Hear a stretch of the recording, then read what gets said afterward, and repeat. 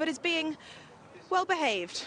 Yeah, I thought she was quite a big price, actually, Bammy, given what she's done so far. She beat 13 rivals at Lingfield last time. I thought that was a really good effort, and I think she's got a decent handicap mark of 71 as well. Next up, we have number 7, that is Starlight Sammy. Billy Lockman and Dennis Coakley had the 3 starts so far in qualifying runs, which were all 3 full of promise. Second last time out. That was second of 6 at Lingfield. That came just over 2 weeks ago. Clearly in good form coming to this handicap debut. I also think a mark of 70 looks very fair on what he's done thus far. Behind that one, we've got number 1, Galileo Island, who defied a £9 rise on his penultimate start in good style. He did struggle over a mile at Southall last time out when chasing a hat-trick, but he's back down to 7 furlongs here, which I think will be of benefit. He's a really progressive type and has a likeable attitude, and I think he just may be slightly in the grip of the handicapper on the mark of 82, and he is wearing that red hood in the paddock. Next up, we've got number 8, that is Hello Humphrey, for Tyler Hurd and Mark Usher. Yet to win a race, but has gone close on a couple of occasions. Was 4th of 8 over this course and distance about 2 months ago now, and that will need a little bit of improvement if he's going to win here, but it's still early days, and I do think he can operate off this mark of 65. So although a fairly big price, I think he's got an each-way squeak. Behind number 8, we have number 4, Mighty Vega, and I'm quite keen on this one. He was really impressive here last month after a long layoff. I think he had 207 days off the track, and he was gelded before that run, and coupled with a step up in trip to 6 furlongs, he absolutely flew home that day, and he's got some nice form in the book. He ran well in the Brocklesby back in March, so clearly has plenty of ability.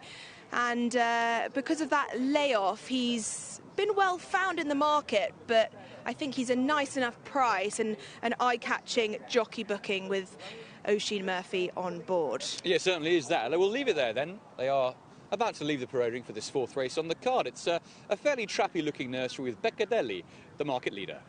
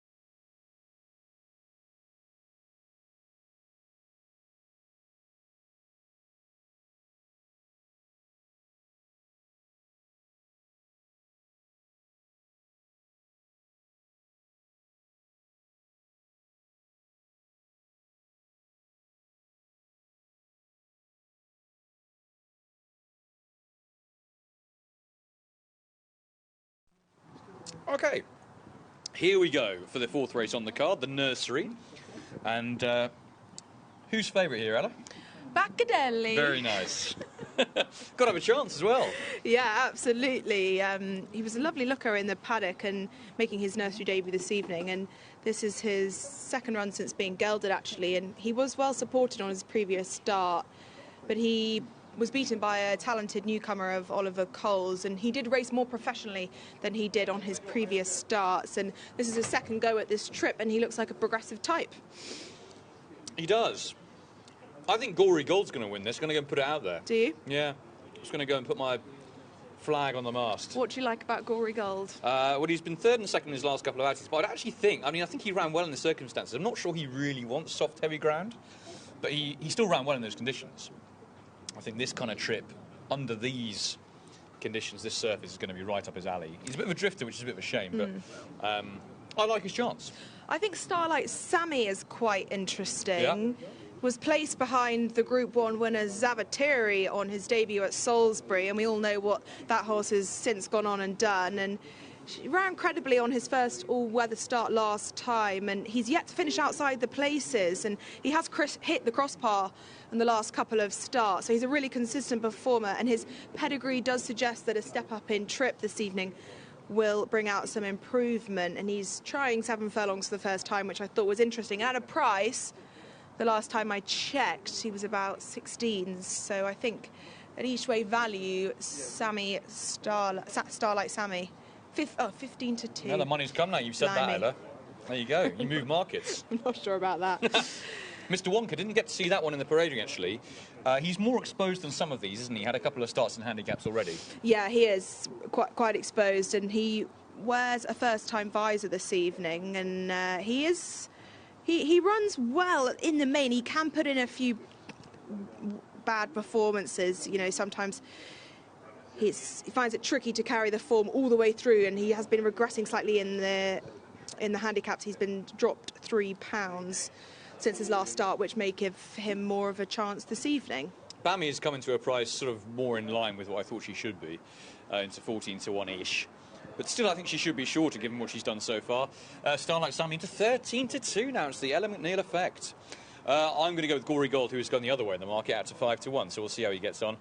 Galileo Island, quick mention for that one as well. Got to have a good chance here, I think. Yes, will definitely have a good chance. He defied a £9 rise on his penultimate start, which is actually really impressive. He won that in good style, and he did struggle over a mile at Southall last time out when he was chasing down a hat-trick, but he's back down to 7 furlongs this evening, which I think will be a benefit. And he's really progressive and has a likeable attitude, so he definitely has a chance. My slight question is is he in the grip of the handicapper? He's struggled to run well off his mark recently. He's a mark of 82 now, which would be my only slight concern. Yeah, that is Bammy just having a little bit of a think about things.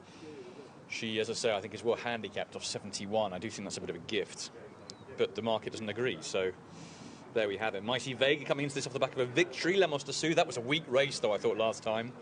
5th in the Brocklesby, and always had potential, but I do wonder if that race last time, the favourite, was very disappointing. I think possibly he'll need to improve a fair bit for this handicap debut. Last couple about to go forward then with number 5, Mr. Wonka, and on the far side there, Starlight Sammy, the last couple going forward. Let's get the call with John. Handicap. So Starlight Sammy, the second last one to go forward, leaving Mr. Wonka to come in.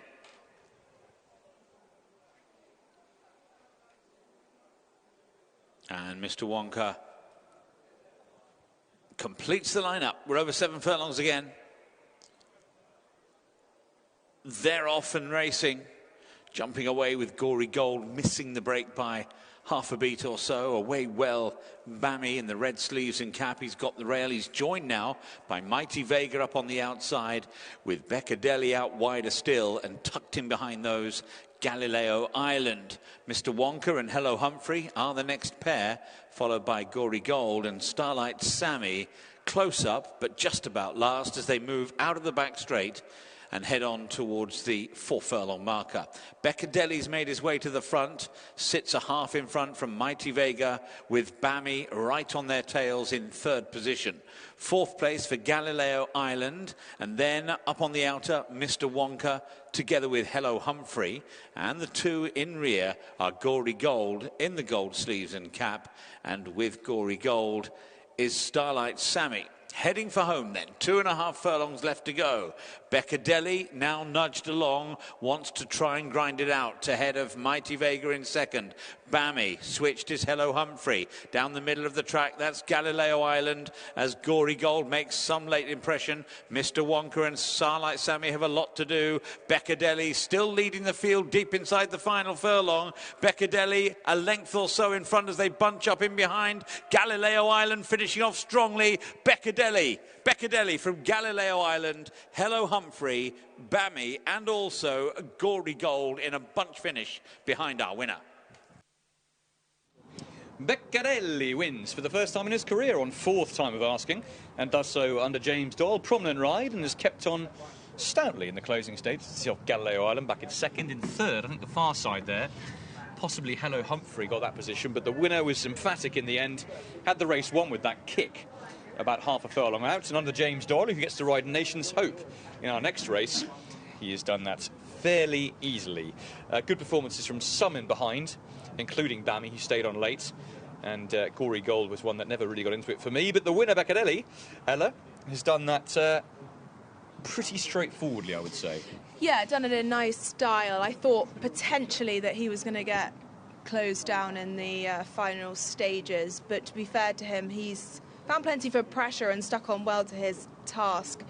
I question whether 7 furlongs is the maximum trip for him, because I'm just not sure how much longer he was hanging on for. I think the others could have definitely come and swamped him with an extra few yards. But no, he's done it nice enough, and breaks his maiden tag after hitting the crossbar a few times. 2nd last time at Lingfield, behind a smart one of Oliver Coles.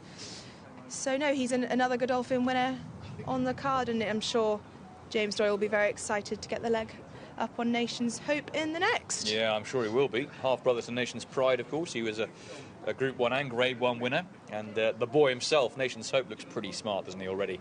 We touched on it at the top of the show, but now Beccadelli is the winner for that man Doyle and that man Appleby.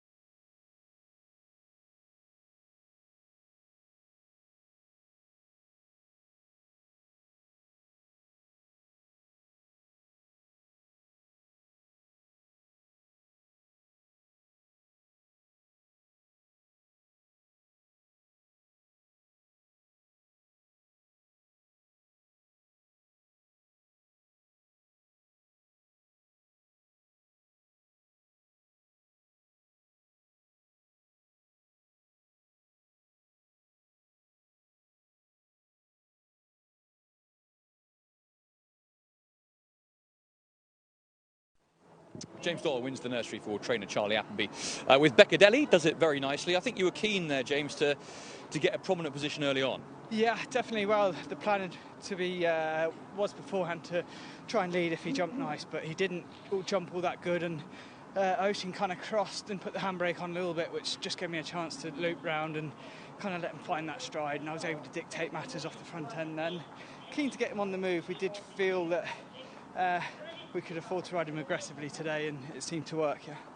And he could have had, well, he had the chance to tie up, I suppose, didn't he, in the closing stages, but to his credit, he kept on pretty stoutly. Yeah, I was thankful the line was coming. Yeah, he was getting a little bit tired. Maybe I might have pressed the button a bit soon, or maybe that's as good as he is. I'm not sure. We'll see. Time will tell. Yeah, because he's been gelded, had those 3 starts in novices. Was the hope that he was always going to be a little bit better than his current mark? I'm not sure, to be honest. He's not one that I've had a whole lot to do with, so I'm not too sure. I know he was obviously firmly put in his place at Lingfield, wasn't he, by a horse that looks pretty smart. So I'm not sure what he'd been doing at home, but it's just nice that he's won today anyway. And you must be excited to ride Nations Open the next. Sounds a bit of a strange one, but do you almost feel as though you kind of wish it was a slightly tougher race? Because it does look like it's going to be a fairly straightforward task. Yeah, I mean, look, time will tell. It's always, yeah, you never can be too confident. I know he's 1 to 25, whatever price he is.